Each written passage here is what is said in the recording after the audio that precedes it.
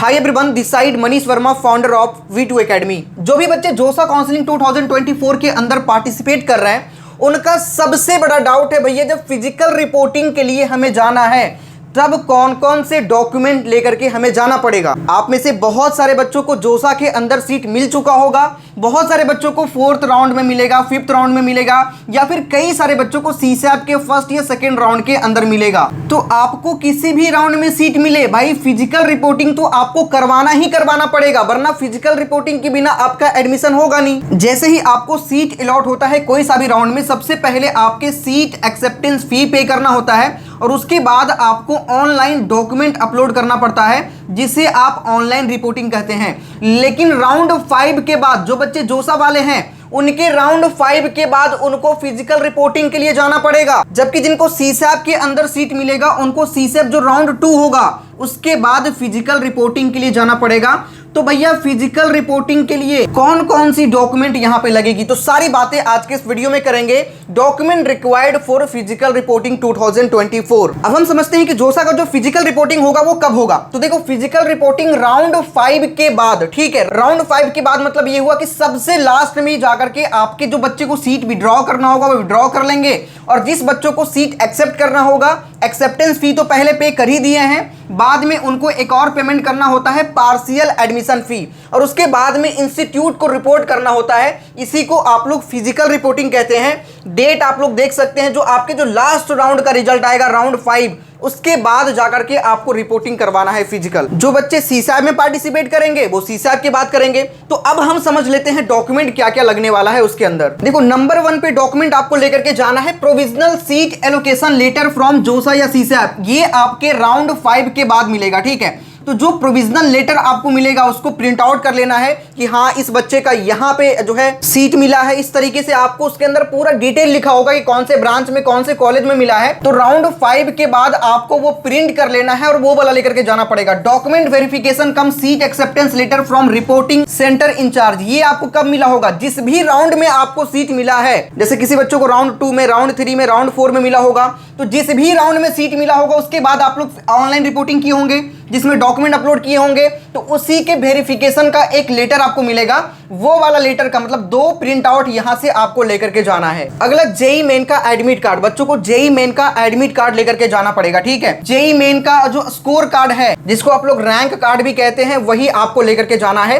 Category certificate, आप जिस भी कैटेगरी के हैं, SC, ST, OBC या EWS, जनरल वालों का कोई भी कैटेगरी सर्टिफिकेट नहीं होता। लेकिन इसके अलावा अगर आप SC, ST, OBC या EWS कैटेगरी से बिलोंग करते हैं तो आपको उसके लिए सर्टिफिकेट देना पड़ेगा। Receipt of initial fee payment, जिसे आप सीट एक्सेप्टेंस फी कहते हैं, उसके लिए आपको एक रिसिप्ट मिला होगा सीट एक्सेप्टेंस फी पे करने के बाद। वो वाली रिसिप्ट आपको लेकर के जाना है। 10th और 12th का मार्कशीट और सर्टिफिकेट दोनों का। बहुत सारे बोर्ड में सिर्फ और सिर्फ मार्कशीट ही मिलते हैं और मार्कशीट कम सर्टिफिकेट होता है, तो आपको वही लेकर के जाना है। लेकिन बहुत सारे बोर्ड में ऐसा होता है कि अलग अलग मिलते हैं, तो आपको अलग अलग अगर मिला है तो आप लेकर के जाना पड़ेगा आपको मार्कशीट और सर्टिफिकेट। साथ ही आगे हम सारी बातें करने से पहले मैं आपको बताना चाहूंगा कि जो भी बच्चे CSAP राउंड में पार्टिसिपेट करना चाहते हैं, बहुत सारे ऐसे बच्चे होंगे जिनको जोसा में सीट तो मिल गया होगा लेकिन उनको पसंद नहीं होगा, या फिर बहुत सारे ऐसे बच्चे होंगे जिनके ज्यादा रैंक होने की वजह से जोसा में सीट नहीं मिला है, इसलिए जो जोसा के अलावा 9 से 10,000 सीट CSAP के लिए बच जाती है,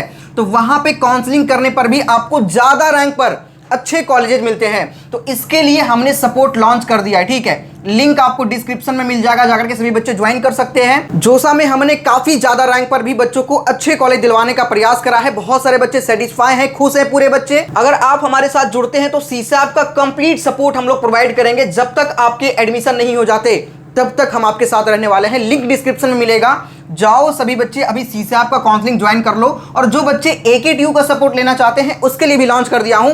AKTU और CSAP दोनों का लिंक डिस्क्रिप्शन में है, जा करके अभी सभी लोग ज्वाइन कर सकते हैं। प्राइस हम लोग बहुत ही नॉमिनल रखे हैं, बहुत ही कम फी में आपको पूरा सपोर्ट प्रोवाइड कर रहे हैं। जो बच्चे PWD कैंडिडेट हैं उनके लिए certificate for person with disability, जो PWD सर्टिफिकेट होता है वो मैंडेटरी है, वो जरूरी है, उसको लेकर के जाना ही पड़ेगा, ठीक है। आधार कार्ड बच्चा रख लेगा और कैरेक्टर सर्टिफिकेट, ये कहां से मिलेगा, जो लास्ट आप स्कूल से पास आउट किए हो तो वहां पे आपका कैरेक्टर कैसा था उसके लिए आपके कैरेक्टर सर्टिफिकेट की जरूरत पड़ेगी। अगला जो सर्टिफिकेट है माइग्रेशन या स्कूल लिविंग सर्टिफिकेट, जिस स्कूल से आप पास आउट किए हो वहां से आपके स्कूल लिविंग सर्टिफिकेट, जिसे आप टीसी ट्रांसफर सर्टिफिकेट भी कहते हैं, वो आपको मिलेगा, आपको वो लेकर के जाना पड़ेगा।